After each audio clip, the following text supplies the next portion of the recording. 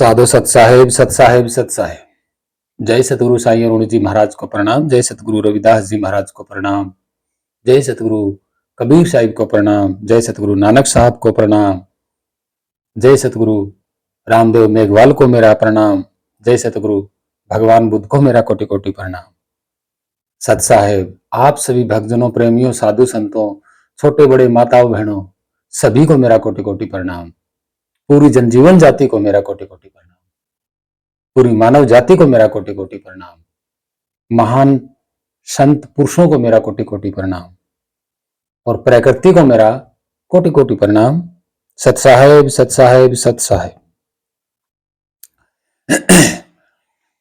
तो भक्तजनों, प्रेमियों, आज की वीडियो में भक्तों ने, भगत सज्जनों ने और हम तो ये कहेंगे कि वो कितने महान हैं जो किसी सवाल के लिए किसी मन में कोई सवाल उठता है तो उसका उत्तर जानने के लिए, उस प्रश्न को समझने के लिए हमसे प्रश्न कर रहे हैं। मुझे बहुत खुशी है। आप तर्क वितर्क जितना करते जाएंगे उतना आप नजदीक चले जाएंगे, बिल्कुल नजदीक की अवस्था में होंगे। ये आपका अधिकार है। तर्क वितर्क करना आपका अधिकार कोई नहीं छीन सकता। आप सवाल करिएगा, आपके मन में जो सवाल आए करिएगा। और भक्तजनों, प्रेमियों, यहां कोई मनगढ़ंत कहानी तो है नहीं कि हम आपको कोई मनगढ़ंत कहानी सुना रहे हैं या कोई कथा सुना रहे हैं। ऐसा नहीं है। हम वो ही जिक्र करते हैं जो सवाल पूछा गया है और फिर इन ढोंगियों की एक कहानी पकड़ते हैं और फिर तर्क वितर्क करते हैं। आपको प्रश्न, जो आपने प्रश्न किया है उसका और उन ढोंगियों की कहानी का हम पहले तो मैचिंग करते हैं, फिर हम बताते हैं आपको रियल में क्या होता है। जो रियल है वो हम आपको बताते हैं। ढोंगियों की कथा इसलिए लेनी पड़ती है कि आप लोगों को जो है भ्रमित किया गया है कथा कहानियों के जरिए। तो इसी वजह से, ताकि आपका जो मन में डाउट है, संदेह है, वो आपका मिट जाए। तो सबसे पहला जो सवाल पूछा गया है वो है पंकज वर्मा जी ने। तो मैं धन्यवाद करता हूं उस सज्जन भक्त का और हम तहे दिल से प्रणाम भी करते हैं। सत साहेब, आपने एक ऐसा सवाल पूछा जो बहुत कम लोग पूछते हैं। एक ऐसा तर्क वितर्क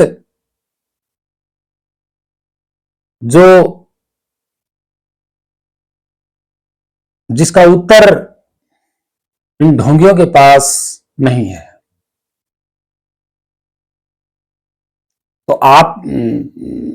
तो जो आप देख रहे होंगे कि स्क्रीन पे कि पंकज वर्मा जी ने जो पूछा है वो पूछा है पुनर्जन्म के बारे में। और इन्होंने मुझे 3 वीडियो का लिंक दिया था। उन वीडियो को हमने देखा था और मैं ये कह रहा हूं कि पंकज वर्मा जी, आपको ये वीडियो मैं बहुत पहले देख चुका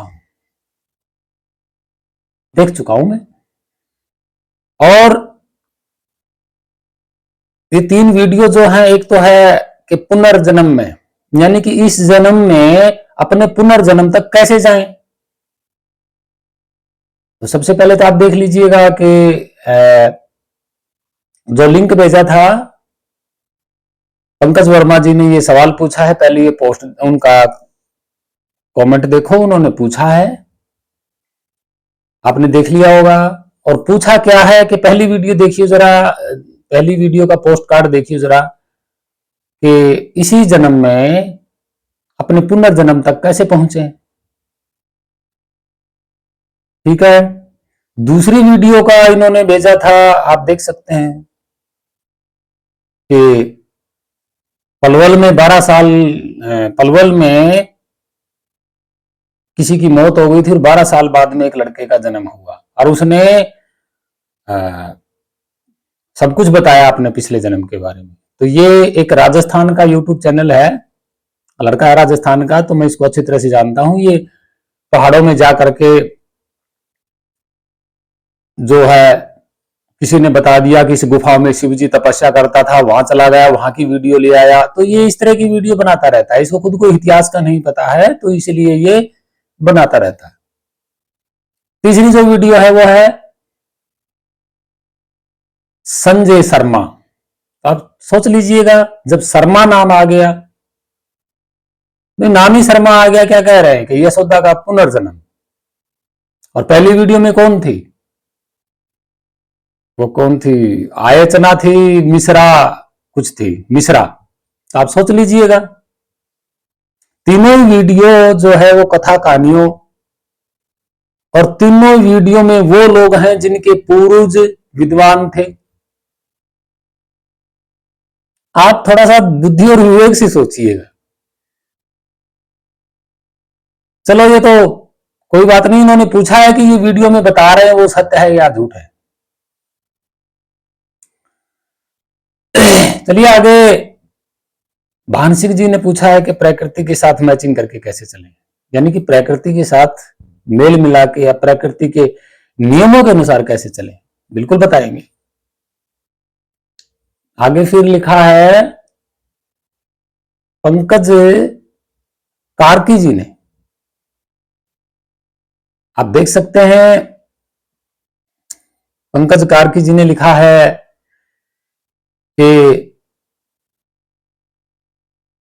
दुनिया कह रही है, लोग कह रहे हैं कि आत्मा और परमात्मा साउंड वेव है यानी कि साउंड है। और ये आप देख रहे हैं, तो बताएंगे जरूर इस पे भी। हम भी, अगर दुनिया कह रही है तो हम भी दुनिया वालों को एक संदेश देंगे इस वीडियो में। और इन्हीं वीडियो पे आज ये वीडियो बनाई जाएगी, और इस वीडियो को ध्यान से देखना कि आखिरकार क्या है ये जो लोग फैलाए जा रहे हैं, बताए जा रहे हैं वीडियो। तो भक्तजनों प्रेमियम, हम आपको पहले बता चुके हैं कि जो YouTube चैनल होते हैं वो एक आधा कोई चैनल ऐसा होता है जिसमें आपको पूरी तरह से, ज्यादा चैनल नहीं है YouTube पर, ज्यादा से ज्यादा 10 चैनल ऐसे हैं जिसके कारण आप इतिहास को जान सकते हैं, जिनके अकॉर्डिंग बैकग्राउंड को इतिहास जान सकते हैं, या फिर रियल अध्यात्म तक पहुंचने की आप कर सकते हैं। लेकिन है नहीं, इतने नहीं है। हाँ, ऐतिहासिक की ओरिजिनल कुछ बातें हैं जो कुछ डिबेट चैनल हैं करते हैं, हम भी करते रहते हैं डिबेट चैनलों पे, और ऐसी कोई बात नहीं है। लेकिन ज्यादा वीडियो आपको नहीं मिलेंगे। जो आप सोच रहे हैं कि कहीं YouTube चैनल पे जो अध्यात्म, जो ये सब दिखाया जा रहा है, ऐसा नहीं। और हम इनकी सबकी जो पूरी की पूरी जो चर्चा करेंगे वो आगे करेंगे। एक पोस्ट और भी है, प्रेमानंद महाराज कह रहे हैं कि भगवान सब कुछ देख रहा है। ये कह रहे हैं, आप पोस्ट में देख लीजिएगा कि भगवान सब देख रहा है। करेंगे इसके बारे में भी जिक्र करेंगे। देख रहा, देखना क्या होता है, बिना आंखों के तो कोई देख नहीं सकता, यानी कि बिना शरीर, शरीर होगा तो आंख भी होंगे, और आंख होंगे सही सलामत तो भी हम देख पाएंगे। मैं कुछ बातें ऐसी बहुत सारी बताऊंगा कि ये देखना क्या होता है, ये भी मैं आपको बताऊंगा। और इन सब की वार्ताओं से पहले संत रामपाल का एक शिष्य है, इसका नाम तो है, मुझे याद नहीं क्या नाम है, वो आप देख लीजिएगा। और इसने जो चैनल बनाया हुआ वो भी आप देख लीजिएगा। और इसकी जो वीडियो है, वो वीडियो जो आप देखेंगे ना, तो ये वीडियो में क्या कह रहा है वो वीडियो आपको देखना है। और फिर इस ढोंगी की, इस अज्ञानी मूर्ख की हम पोल भी खोलेंगे कि ये कौन सा ज्ञान दे रहा है, कौन सा प्रमाण करके ज्ञान दे रहा है।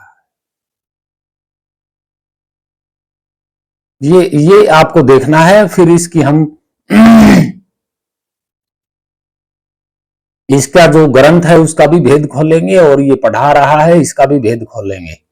और मैं तो कहता हूं कि ये जितने अज्ञानी जो पोथी पतड़े पढ़ के ना आपको बता रहे हैं ना, ग्रंथों और पुराणों को दिखा करके, और मैंने पहली वीडियो में भी बताया था कि संतों के मार्ग में जो है ग्रंथों को खोल के प्रमाणित नहीं किया जाता सच्चे ज्ञान को। सच्चा ज्ञान आज हाजिर है, उसको ग्रंथों के द्वारा प्रमाणित नहीं किया जाता।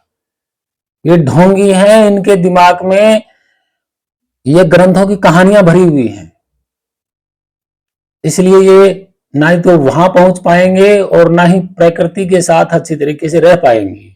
यही भटकते रहेंगे जिंदगी भर। जिंदगी भर तो क्या, आदि अनादि काल तक ही भटकते रहेंगे भाई, कोई चांस नहीं होता है। मैं आपको बता दूंगा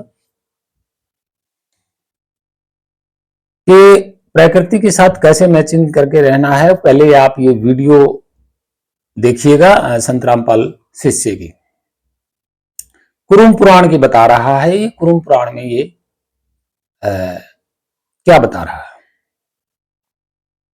तो आप वीडियो को देखें पहले। एक्सेप्ट तो करनी पड़ेगी। हमारे पवित्र सनातन धर्म के ग्रंथ कह रहे हैं। ये देखो कूरम पुराण, आ जाओ दिखाते हैं आपको। ये देखो जी कूरम पुराण है, 1131 कोड गीता प्रेस का है ये। इसमें 5वें अध्याय का 41वें पेज पे आ जाओ, यहाँ आपको क्लियर हो जाएगा भगवान कौन है। ये देखो, ब्रह्मा जीव वासुदेव तथा शंकर की काल के द्वारा ही सर्जना होती है, पुनः वही काल इनका संहार भी करता है।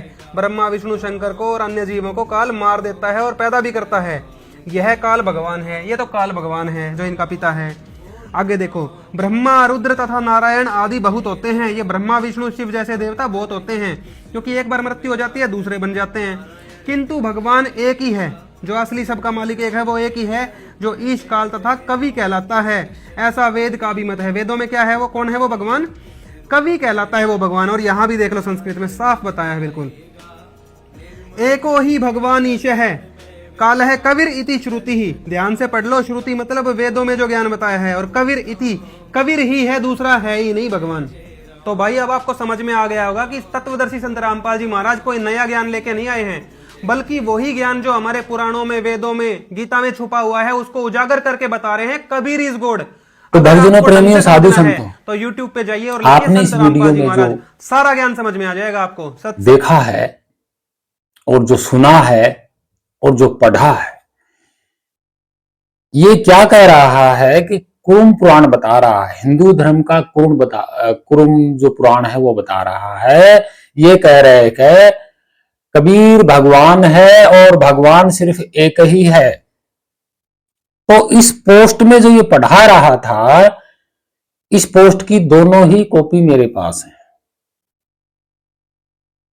तो ये दिखा रहा था इसकी, कुरुम पुराण का जो श्लोक है वो भी मेरे पास है, वो भी मैं आपको दिखाऊंगा।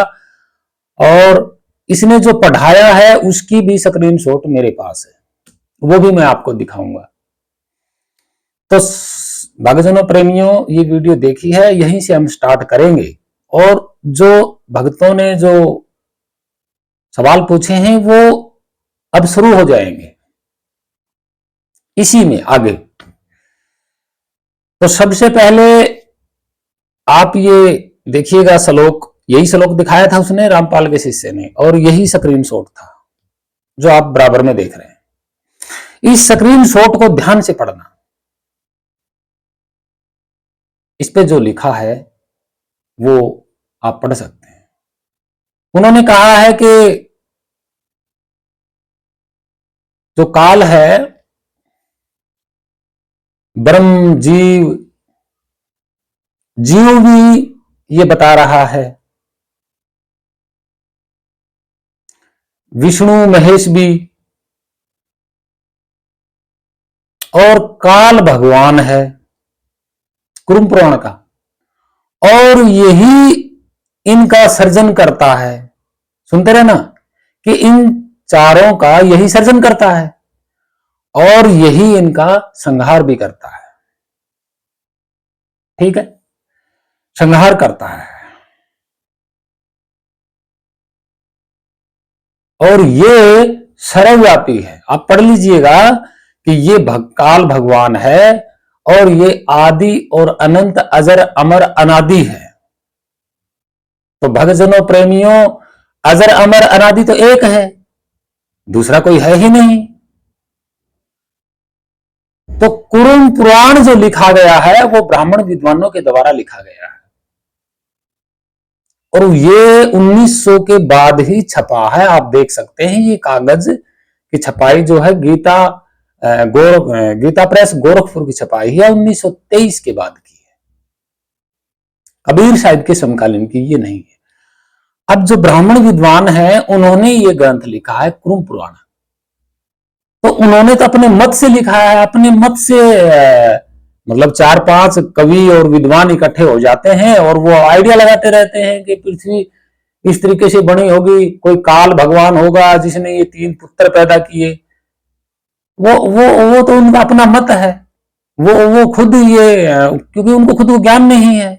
उन्होंने कुरुम पुराण में क्या लिखा है कि ब्रह्मा, विष्णु, महेश और जो नारायण वगैरह हैं, ये जो जीव का भी तो नाम है, रुद्र वगैरह हैं, इनका सर्जन करता है, यानी कि जन्म देता है इनको और फिर इनका संहार भी कर देता है सभी का। तो इसमें जीव भी तो शामिल है कि जीव का भी संहार कर देता है। और फिर आगे क्या कहा है, भाई उन्होंने मान रखा है, देखा उन्होंने भी नहीं काल भगवान को, कि काल भगवान आखिर है कौन। उन्होंने तो नाम दिया है ऐसे ही काल भगवान अपनी मत से। ये तो आइडिया का ज्ञान है, मन के विचारों का आइडिया का ज्ञान है ये कुरुम पुराण। तो इसका इतिहास क्या है, ये इन्होंने दिखाया किताब कब छपी है। 80 साल पुरानी भी नहीं है, 70 साल पुरानी भी नहीं है ये किताब कुरुम पुराण। कहां सृष्टि का समय, कहां कुरुम पुराण 70 साल पुराना, कैसे मैचिंग करोगे। और ये संत रामपाल का शिष्य प्रमाणित करता जा रहा है। इसकी भी पोल खोल लेंगे, कोई बात नहीं। अब देखिए यहां जीव का भी संहार करता है। ये बड़ी गजब की कहानी लिखी हुई है इन्होंने। ये ढोंगी संत रामपाल का शिष्य इन ग्रंथों की प्रमाणित करके बता रहा है कि जीव को मार दिया जाता है। ये ग्रंथों में लिखा है, कुरुम पुराण में लिखा है कि जीव को मार देता है काल भगवान। अरे क्यों खुद तो फंसे हुए हो, अरे क्यों दूसरों को फंसा रहे हो इस काल्पनिक ग्रंथ पे। और इसमें लिखा हुआ है कि वो काल भगवान आदि अनंत काल अजर अमर अविनाशी है। बताइए, परमेश्वर कबीर को भी परमेश्वर बना दिया, वो भी अविनाशी हो गया। यहां काल भगवान भी अविनाशी हो गया। अरे इन ढोंगियों के बात में कहीं सच्चाई है भी या नहीं।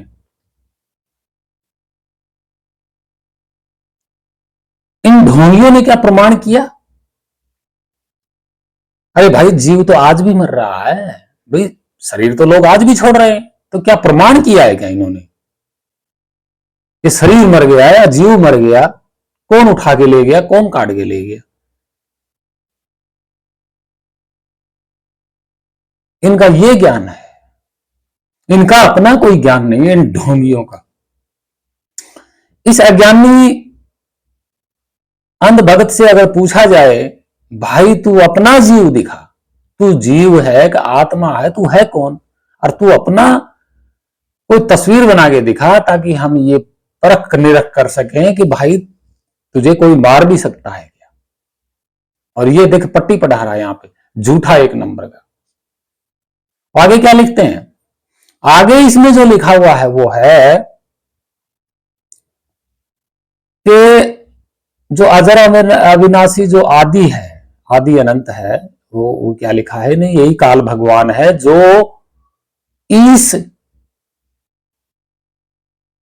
इसको इसके कितने नाम दिए गए हैं, ईस, काल और कवि कहलाता है। कवि कहलाता है, इसका मतलब क्या हुआ, क्या लिखा है, जो कि ईस, काल और कवि कहलाता है। जो काल भगवान है वही ईस कहलाता है, वही काल कहलाता है और वही कवि भी कहलाता है। देखिए कवि को इन्होंने कबीर बना दिया। जो कहलाता है वो भगवान एक ही है, ये लिखा हुआ है इसके अंदर, क्या कि वो अजर अमर अविनाशी अनादि है, जो कि ईस, काल और कवि जैसे कहलाता है, वो भगवान एक है। ये कह रहे हैं कि जो भगवान जो एक है वही कवि कहलाता है, वही काल कहलाता है, वही ईश कहलाता है। तो आप देखिए जरा श्लोक में क्या लिखा हुआ है, श्लोक में भी यही लिखा हुआ है जीव के बारे में, श्लोक में भी यही है। ईश का मतलब, अब मैं इनकी पोल खोलूंगा कुरुम पुराण की भी, ये ढोंगी की तो पोल खुली हुई है, इनकी क्या पोल खोलनी है, ये तो यही ग्रंथ आगे पेश कर देते हैं।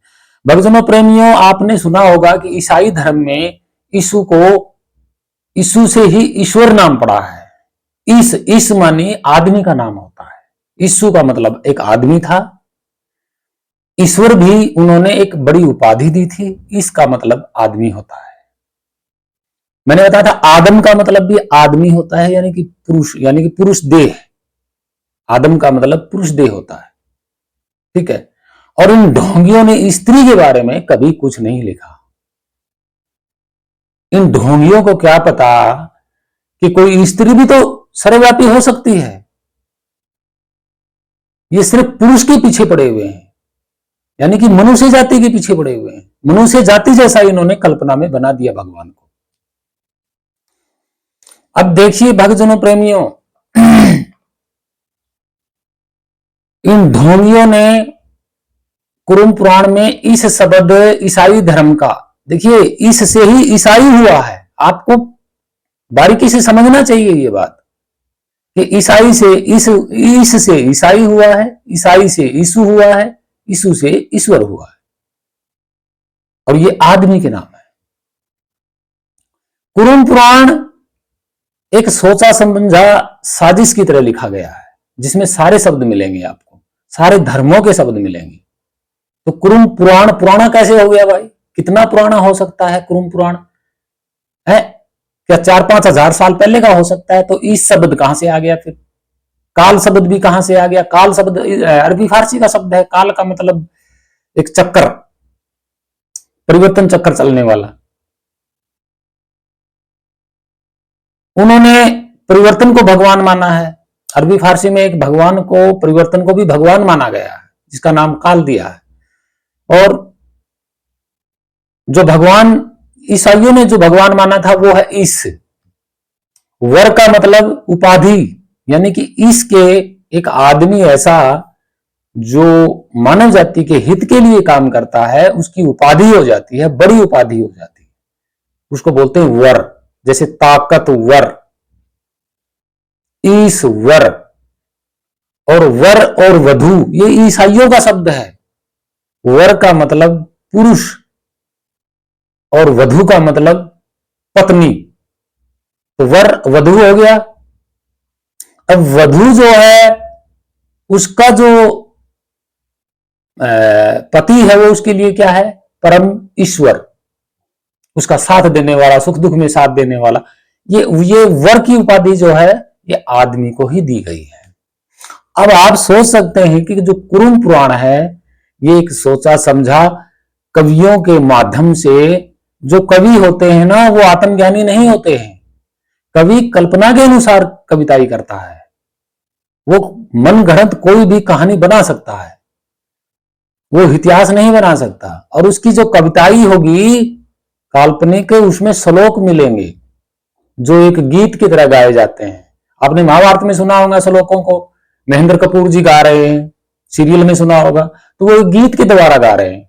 हालांकि हकीकत सत्य है, इतिहास गीत के द्वारा नहीं गाया जाता, ये ध्यान रखना इस बात को।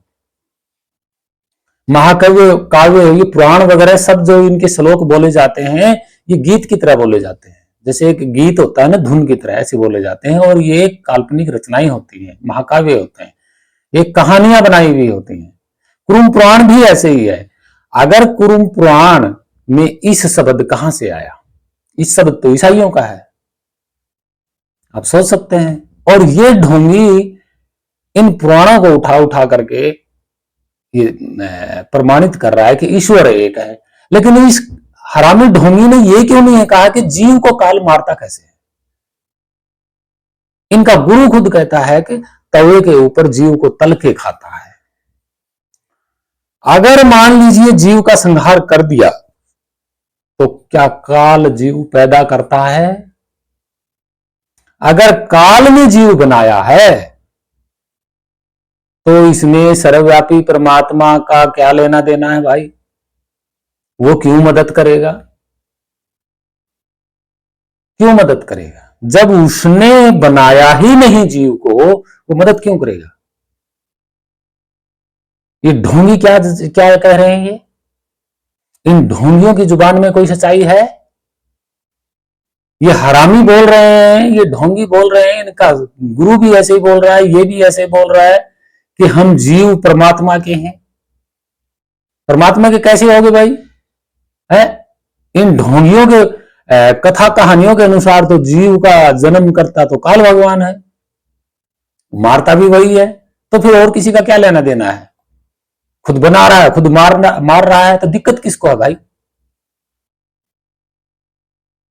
भाई ये चीज आपने बनाई है और आप इसको तोड़ मरोड़ कर रहे हैं और आपने खत्म कर दिया इसको, तो भाई किसका, दूसरे का क्या जा रहा है? खुद बना रहा है ना काल भगवान जीव को भी।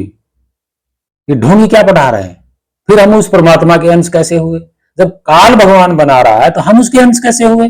सर्वव्यापी के, उस अजर अमर अविनाशी के सर्वव्यापी कैसे हुए?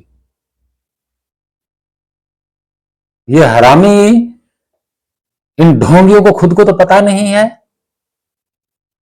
कुरुम पुराण पढ़ा लेके बैठ गया, काल्पनिक कहानी को लेकर के बैठ गया, आगे परमात्मा को प्रमाण कर रहा है। कवि का मतलब क्या है?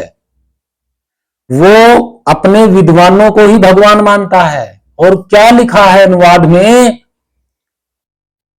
कि उन्होंने ये लिखने के बाद क्या कहा है आखिरी में, आप इसमें पोस्ट में देख लीजिएगा, अभिमत।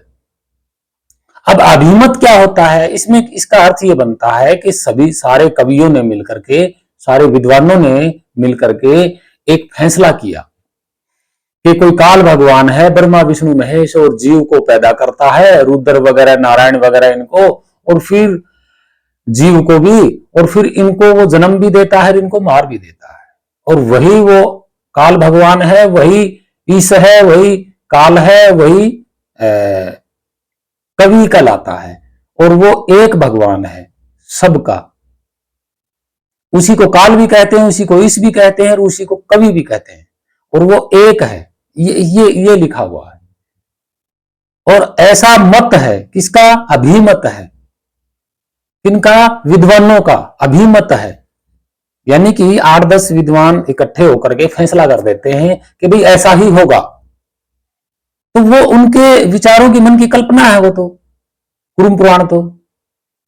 और उसमें लिखा हुआ है लास्ट में अनुवाद में कि अभिमत, आप देख लीजिएगा। और अभिमत का क्या अर्थ होता है वो दूसरी साइड में आप देख लीजिएगा। ये अभिमत का आप देख रहे हैं क्या होता है? क्या होता है? अभिमत का मतलब क्या होता है? व्यक्तियों का मत, व्यक्तिगत मत, सहमति, आपस में सहमत हो गए और फैसला कर दिया कि ऐसा ही है। आप देख रहे हैं कितने अर्थ होते हैं हिंदी की शब्दावली में। अभिमत का अर्थ क्या होता है? इधर आप अभिमत पढ़ के देख लीजिएगा और यहाँ पे अभिमत का क्या अर्थ होता है आप देख लीजिएगा।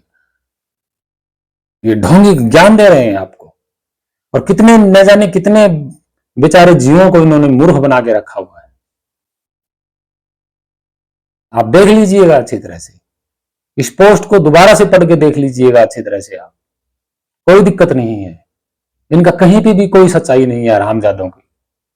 हरामी है ये ढोंगी, अज्ञानी मूर्ख, जिसको बोलते हैं ना हरामी। हरामी किसको कहा जाता है? कि प्रकृति से खा रहे हैं, प्रकृति से शरीर धारण किया, प्रकृति में रह रहे हैं और खा पी करके प्रकृति का हराम कर रहे हैं। कह रहे हैं कि भगवान एक ही है इनको सबको चलाने वाला। देखा है इसने कभी काल भगवान? ये ढोंगी ही भगवान की कल्पना फैलाते हैं भक्तजनों प्रेमियों। और इसी बात पे प्रकृति को गुस्सा आता है। प्रकृति खुद ये कह रही है कि मैं इनके सामने हूं और इनके सामने मेरे द्वारा किया हुआ सब कुछ इनके सामने है, फिर भी ये ढोंगी किसी और भगवान की कल्पना करते हैं, तब वो इनको दुख ही दुख देती है। यही एक सच्चाई है। और ये बोल रहे हैं झूठ पे झूठ। इतना झूठ बोल रहे हैं ये ढोंगी, आपके सामने ये झूठ बोल रहा है बंदा। या तो ये कुरुम पुराण पढ़ा क्यों रहा है, या तो ये साक्षात में कहता भाई कुरुम पुराण सही बोल रहा है, ये देखो यही काल है और यही भगवान है। ये जीवों को बनाता है और मारता है, बिगाड़ता है, ब्रह्मा विष्णु महेश को भी पैदा करता है। सच्चा भगत और सच्चा इंसान वही होता है जो किसी चीज को प्रमाण करके दिखाता है, और इनकी तरह किसी भी संत ने नहीं किया।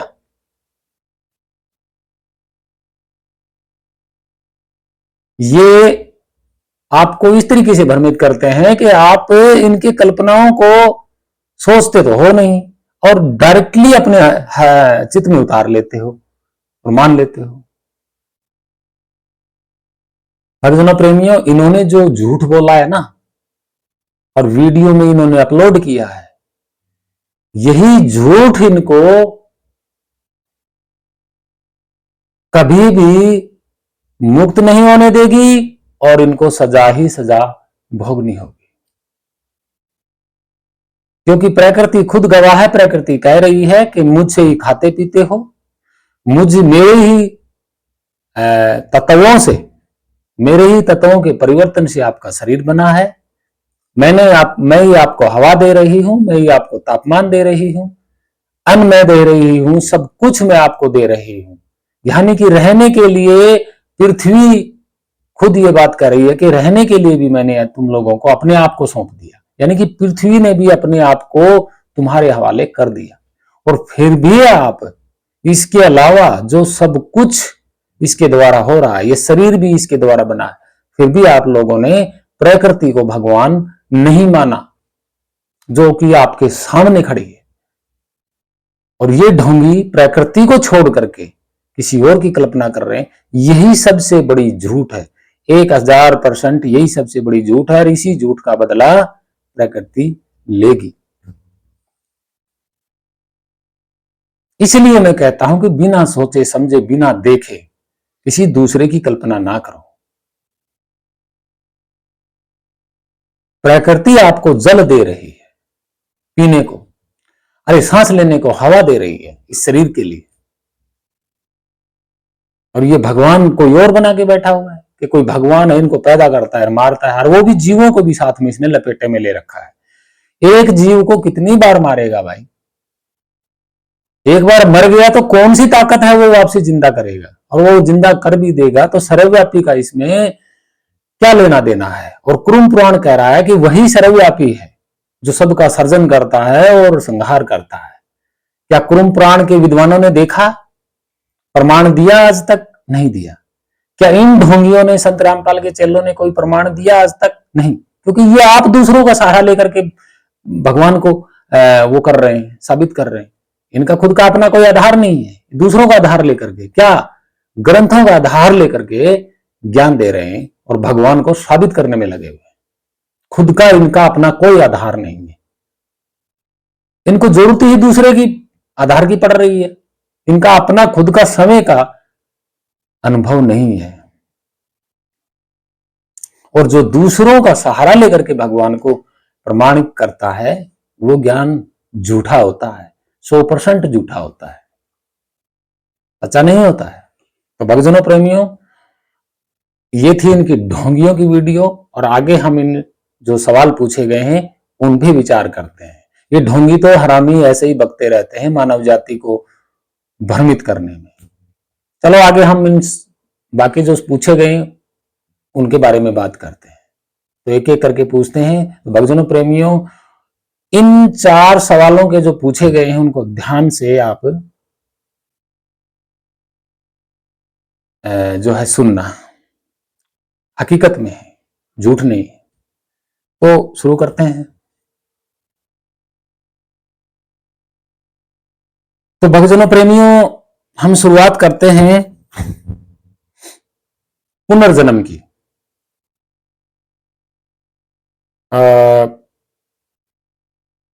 नहीं, प्रकृति के साथ मैचिंग कैसे करके चलें, यानी कि प्रकृति के साथ नियमों के साथ कैसे चलें, इसी से शुरू करते हैं ताकि आगे जो पुनर्जन्म की जो बात है वो मैचिंग हो जाए। तो सबसे पहले हम भान सिंह जी को, भगत जी को हम नमस्कार करते हैं और उनके सवाल का जवाब हम दे रहे हैं जो उन्होंने पूछा है।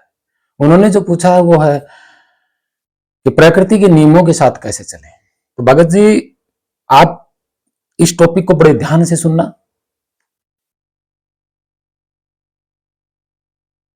भगत जी, जैसे प्रकृति का एक नियम है कि प्रकृति बनाती है और बिगाड़ती है, ठीक है, ये सत्य है। प्रकृति के द्वारा ये शरीर मिला है और प्रकृति के द्वारा ही ये शरीर खत्म होना चाहिए। पहला ये सोचो। तो यहां इस शरीर को मारने का यानी कि बिगाड़ने का काम कौन करेगी? प्रकृति। ये किसका अधिकार है? प्रकृति का, ठीक है। और आज के डेट में आप देख रहे होंगे कि लोग जीवों को मारते हैं, जो कि मारना है प्रकृति को, लेकिन मार रहे हैं लोग। तो आप जरा सोचिएगा, क्या प्रकृति ने कहा है कभी उनको कि मैंने जो जीव पैदा किए हैं, मतलब मैंने जो सृष्टियां बनाई हैं, जो मैंने प्राणी शरीर बनाए हैं और तुम उनको मारना, कभी कहा है? नहीं कहा, कभी नहीं कहा। तो ये नियम मनुष्य खुद तोड़ रहा है, यानी कि किसी को मारने का अधिकार खुद ने ले लिया, प्रकृति से ले लिया। इसलिए सबसे बड़ा पाप, सबसे बड़ी सजा प्रकृति इस नियम को प्रकृति से छीनने का, अपने हाथ में लेने का, यानी कि प्रकृति का कानून, प्रकृति का नियम अपने हाथ में ले लेना, ये सबसे बड़ा पाप है ये, और ये कभी नहीं उतरेगा। दूसरा, सुख और दुख, कोई भी प्राणी, मनुष्य प्राणी कोई कर्म करता है किसी भी प्रकार का, तो उसको सुख और दुख देना प्रकृति का काम है, आपका नहीं है। अगर प्रकृति ने किसी मनुष्य को सुख दिया है तो आपको दुखी नहीं होना चाहिए। भाई, किसी मनुष्य को उसके कर्मों ने, प्रकृति ने उसको सुख दिया है तो आप दुखी क्यों? क्या मतलब है? अगर प्रकृति ने किसी को दुख दिया है तो आप क्यों हंस रहे हैं? आपको क्या मतलब है? क्यों हंस रहे हैं आप? किसी पे, किसी में दुख आता है तो आप क्यों हंस रहे हैं? एक ये नियम तोड़ता है मनुष्य। दूसरा ये नियम तोड़ता है कि किसी को सुख दे दिया तो आप दुखी क्यों हो, ये भी नियम आपने तोड़ दिया। ये भी एक बहुत बड़ा भयंकर पाप है। प्रकृति किसी के अकॉर्डिंग प्रकृति किस प्रकार से किसी को अमीर बनाती है, गरीब बनाती है। और प्रकृति कभी भेदभाव नहीं करती। तो आप क्यों किसी को अमीरी गरीबी में देख रहे हो, क्यों किसी को ऊंच नीच में देख रहे हो? इस सृष्टि का भगवान प्रकृति है। प्रकृति ने किसी भी तरीके से किसी के साथ भी भेदभाव नहीं किया। तो क्या प्रकृति ने मनुष्य को आदेश दिया था कि तुम भी भेदभाव करना? भाई मैं तो भेदभाव नहीं करती, तुम भेदभाव कर लेना। कहा कभी? कोई प्रमाण है? नहीं है कि ये ऊंचा है, ये नीचा है, ये छोटा है, ये बड़ा है, और ये इस जाति का है, ये इस धर्म का है, इस धर्म के नियम ये है, हमारे धर्म का नियम ये है, धिम के धर्म का नियम ये है, उस धर्म का नियम ये है। ये किसने बनाए? प्रकृति ने नहीं बनाया ना? नहीं। मनुष्य ने बनाए ना? हाँ। तो ये कभी मुक्त नहीं हो पाएंगे। जातियां बनाने वाले, धर्म बनाने वाले, ऊंच नीच बनाने वाले, भेदभाव बनाने वाले कभी मुक्त नहीं होंगे, कभी भी मुक्त नहीं होंगे, ना ही कभी हुए।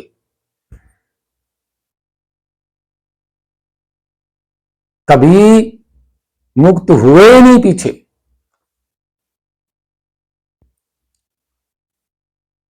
जो प्रकृति का नियम कोई मनुष्य अपने हाथ में लेता है वो कभी मुक्त नहीं होता है। वो चाहे किसी का भी भजन करे, कभी मुक्ति नहीं होगी। अपनी मर्जी से अगर 1000 भगवान बना करके भी उनके मंत्र जाप करेगा तभी कुछ होगा ही नहीं। खुद भगवान बनाएगा, खुद मंत्र जाप करेगा तो होगा क्या? कुछ भी नहीं होगा। प्रकृति अपने नियम की अटल है, वो उसके साथ जो करना है करेगी, क्योंकि प्रकृति ने शरीर दिया है, ये सृष्टि दी है बना करके, वो तो छीनेगी छीनेगी। ये ढोंगी पाखंडी कुछ भी करें। और प्रकृति ने मेल और फीमेल बनाया है। अगर आप मनुष्य हो, अगर स्त्री आप बनाते तो था प्रकृति के खिलाफ, प्रकृति के नियम के खिलाफ था। लेकिन प्रकृति ने ही स्त्री बनाई है, प्रकृति ने ही पुरुष बनाए, यानी कि मेल फीमेल प्रकृति ने बनाए हैं। और क्यों बनाए हैं? क्योंकि जिस तरह से प्रकृति और परिवर्तन दोनों एक साथ आदि अनादि काल से चले आ रहे हैं संतुलन के साथ, यानी कि संतुलन के साथ, ठीक इसी ने वही विधान सृष्टि का भी बनाया है कि मेल और फीमेल अपने जीवन में, अपने जीवन काल में जब तक रहें संतुलन बना के रहें। मेल और फीमेल एक साथ संतुलन बना के रहें। प्रकृति के साथ परिवर्तन ने कभी भी संतुलन नहीं बिगाड़ा। इनका संतुलन कभी बिगड़ता नहीं है, क्योंकि परिवर्तन कभी इनके चेंज नहीं हुआ, इनका नियम नहीं बदला। इसीलिए प्रकृति और परिवर्तन यानी कि स्त्री और पुरुष यानी कि मेल फीमेल साथ चल रहे हैं आज तक भी, कितने युगों युगों से। और इसी तरह सृष्टि ये बनाई है मेल फीमेल की, तो ये भी मिले रहें एक साथ और संतुलन बना के अपने जीवन को चलाएं। और यहां तो ढोंगी परिवारों में झगड़ा करवा देते हैं, स्त्री पुरुष का घर में विवाद करवा देते हैं, तलाक करवा देते हैं। तो उनका जीवन कैसे चलेगा? पुरुष यानी कि परिवर्तन बिगड़ गया, स्त्री यानी कि प्रकृति बिगड़ गई। तो यहां मेल फीमेल की जो सृष्टि है वो दोनों बिगड़ गए, तो उनका जीवन कैसे चलेगा? तो प्रकृति ने इस सृष्टि को जो बनाया है वो अपने नियम के अनुसार बनाया है। जो प्रकृति में नियम लागू हैं वही नियम सृष्टि के ऊपर भी उसने अपने जो नियम थे खुद के, वही नियम इसको दिए हैं। यानी कि प्रकृति ने अपना स्वरूप दिया है। ये प्रकृति का खुद का निज स्वरूप है। मैं आपको बहुत बड़ी बात बताऊंगा यहां पे। ये जो सृष्टि है ना, ये तो है प्रकृति का निज स्वरूप, ठीक है, यानी कि ये प्रकृति का अंश है। सुनते रहना, ये जो सृष्टि है ये प्रकृति का अंश है और ये निज स्वरूप है। किसका? इस प्रकृति का। ठीक है। और जो नियम पीछे प्रकृति के ऊपर लागू है वो ही सेम टू सेम नियम इसके ऊपर भी लागू है, सृष्टि के ऊपर। तो बताइए, देखने वाला और करने कराने वाला कौन सा भगवान है? यहां पे कोई भगवान नहीं, ये एक दूसरे के स्वरूप हैं। मैं पूरी सच्चाई बताता हूं।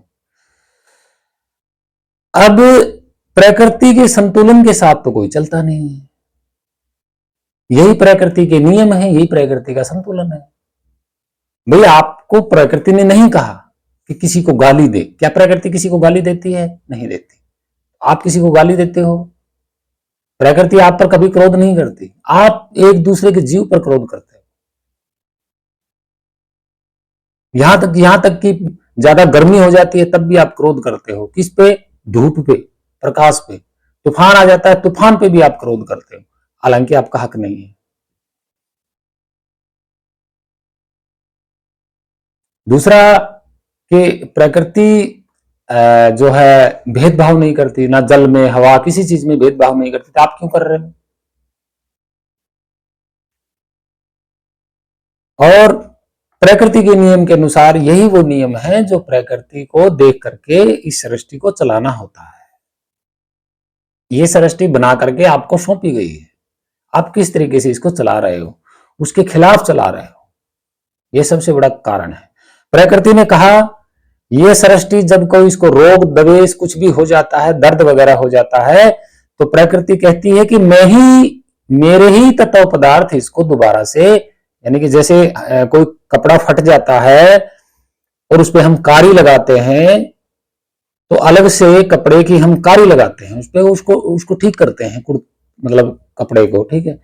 ठीक प्रकृति भी कहती है अगर इसको कुछ हो जाता है तो मेरे ही टुकड़े लेकर के इसको लगाना है ताकि ये कुछ दिन और चलता रहे। ये विधान ढोंगियों ने बताया? कभी नहीं बताया। ये तो कह रहे हैं मंत्र जाप करो कैंसर ठीक हो जाएंगे। अरे ढोंगी है ये। तो बहुत सारी बातें ऐसे हैं भगतजन जो प्रकृति को आप देखना समझना पड़ेगा, इसके नियम को। जैसे दिन रात से कोई नहीं बच सकता, कोई अमीर नहीं बच सकता, कोई गरीब नहीं बच सकता।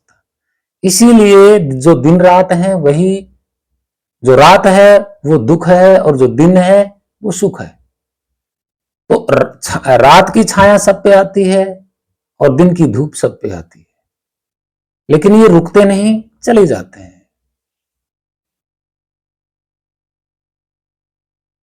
सुख की लहर भी सृष्टि को छू के जाएगी क्योंकि इस पे लागू है। दुख की लहर आएगी वो भी इसको छू के जाएगी। आपको रहना है, क्योंकि दिन और रात से कोई आज तक बच नहीं पाया, चाहे वो अमीर हो गरीब हो। सुख दुख से कोई नहीं बच पाया, चाहे वो अमीर हो गरीब हो। और अमीरी और गरीबी आपने बनाई है, आपने बनाई है, प्रकृति ने नहीं बनाई। अगर कोई अमीर आदमी एक गिलास पानी का पीता है तो आप भी तो एक ही गिलास पानी का पी सकते हो। कोई अमीर आदमी 4 रोटी खाता है तो आप भी 4 रोटी खाते हो। कोई आदमी कपड़ा पहनता है तो गरीब भी कपड़ा पहनता है। उसमें छोटा बड़ा है कौन? अब गाड़ी जो है, गाड़ी घूमने वाली गाड़ी, वो मनुष्य ने बनाई है, प्रकृति ने तो बना के नहीं दी। इसलिए आप उसको बड़ा बता रहे हैं। लेकिन प्रकृति वही जो गाड़ी उसने बनाई है जिस तत्व पदार्थों से, वो हर किसी को, वो हर कोई प्राप्त कर सकता है उन तत्व पदार्थों को, वो गाड़ी बना सकता है। प्रकृति ने शरीर दिया है भाई, ऐसा नहीं है। वो उसने कोई भेद नहीं बनाया है, भेद आपने बनाया। प्रकृति ने आपको नोट छाप के नहीं दिए, नहीं दिए तो नोट मनुष्य ने छापे हैं। भाई प्रकृति के विधान में अगर कहीं छपे हुए हो तो हम कह सकते हैं कि प्रकृति ने अमीरी गरीबी बनाई है, लेकिन प्रकृति ने तो कोई भेदभाव किसी से किया ही नहीं, कभी कोई साबित ही नहीं कर सकता। नोट किसने बनाए? मनुष्य ने। या घालमेल कौन कर रहा है, रिश्वतखोरी कौन कर रहा है, काला धन कौन इकट्ठा कर रहा है? खुद का बनाया, खुद ही इकट्ठे कर रहे हैं। प्रकृति ने तो बनाया नहीं कोई धन। प्रकृति ने सबको जीने के लिए हक दिया है, अधिकार दिया है, हर एक तत्व सबके लिए दिया है, कोई भी यूज करो। इसलिए प्रकृति बहुत बड़ा पाप घोषित कर देती है और फिर वो निकलने नहीं देगी, क्योंकि प्रकृति भेदभाव नहीं करती, सबसे बड़ी ये बात है। और इसीलिए इस सृष्टि पर भी कोई भेदभाव नहीं होना चाहिए, लेकिन आप कर रहे हो, यही सबसे बड़ा पाप है। आप इसको छोड़ दीजिएगा, बाकी आप सब संतुलन ठीक होता जाएगा। जिस दिन आपने भेदभाव, ऊंच नीच, छोटा बड़ा छोड़ दिया, अमीरी गरीबी का जो भ्रम है वो छोड़ दिया आपने, उसी दिन आपका संतुलन सही हो जाएगा, गारंटीड। क्योंकि आपको जीवों पर भी दया होगी, आप सेवा भी करेंगे, सब कुछ हो जाएगा, नॉर्मल हो जाएगा। यानी कि जिस तरीके से प्रकृति चल रही है उसी तरीके से ये शरीर भी चलेगा। और जो घर की फीमेल और मेल और फीमेल का जो जीवन है, ठीक इसी तरह इसी प्रकृति का भी परिवर्तन और प्रकृति का एक जीवन मेल है, ठीक है। और हमारी गृहस्थी भी एक जिंदगी है जो मेल और फीमेल से चलती है, वो प्रकृति ने खुद ने बनाया है, उसमें कोई पाप नहीं है, बिल्कुल नहीं है। आपको रहना चाहिए, ये सृष्टि भी मिली है आपको, फीमेल सृष्टि भी है, आपको रहना चाहिए एक साथ। ये ढोंगी पाखंडी आपको पता नहीं क्या क्या पढ़ा रहे हैं। कबीर साहब ने कभी नहीं कहा कि तुम शादी मत करो, नहीं कहा। उन्होंने कहा है शादी करो, लेकिन जो काम की जो बात है, काम वासना है, वो इस तरीके से होना चाहिए, जो प्रकृति ने विधान बनाया है उसी हिसाब से भी वो होना चाहिए, बस।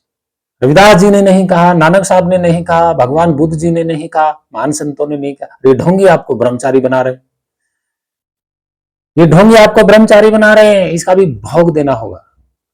प्रकृति ने आपको पुरुष बनाया है तो आपके लिए स्त्री भी बनाई है प्रकृति ने, और आप अगर स्त्री से नफरत करोगे तो सबसे बड़ा पाप आपको ये भी लगेगा,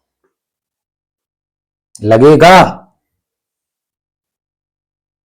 बिल्कुल लगेगा। अब आगे चलिए और बताते हैं आपको संतुलन। अब ये बताइए कि मन का स्वरूप क्या है, यानी कि मन का अंश कौन है। हमने आपको बताया प्रकृति का अंश सृष्टि है, रियल में, रियल ओरिजिनल, ठीक। अब मन का ओरिजिनल अंश कौन है, विचार। मन का अंश विचार है ओरिजिनल। मन और विचार एक ही स्वरूप के हैं, सृष्टि और प्रकृति एक स्वरूप के हैं, एक नियम में बंधे हुए हैं। मन और विचार एक स्वरूप के हैं, विचार मन के अंश हैं। अब बचे कौन, आप, बचे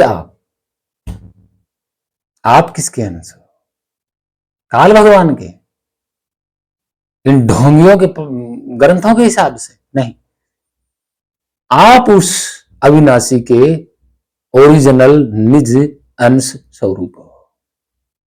क्लियर हो गया। इसके लिए कोई माई का लाल डाउट अगर अलग से बता दे तो प्रमाणित करें, और हमने आपको प्रमाण करके दिया, बिल्कुल दिया। बाहर 5 तत्व हैं, तो 5 तत्वों का अंश ये सृष्टि है प्रकृति का। मन हलचल में है तो मन का अंश विचार है जो कि हलचल में रहते हैं, ठीक है। अब बचे आप,